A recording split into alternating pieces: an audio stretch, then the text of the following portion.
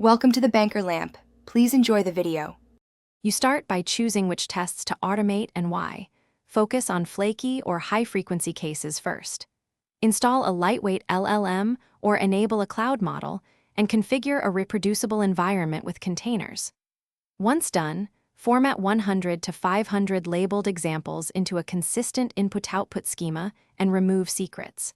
You'll also create seeds for test data and map expected assertions. These steps set the stage for generative prompts to create stable, maintainable test artifacts quickly and predictably.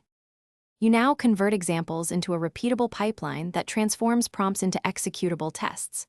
First, craft prompts that include context, edge cases, and a strict output schema so the model returns deterministic structures. Then wire the model output through a validator and a code generator that emits test code in your framework. Once done, integrate the runner and CI so generated tests execute automatically and produce artifacts. Make sure to log inputs and outputs for later retraining and prompt refinement. You finish by embedding generated tests into CI, gating pull requests, and running flakiness detection. Once running, monitor stability metrics and false positive rates.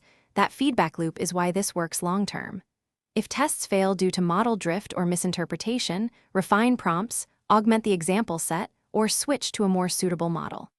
A quick troubleshooting tip: when outputs vary, pin temperature and enforce strict output schemas. If problems persist, add targeted counterexamples and revalidate before reintroducing tests.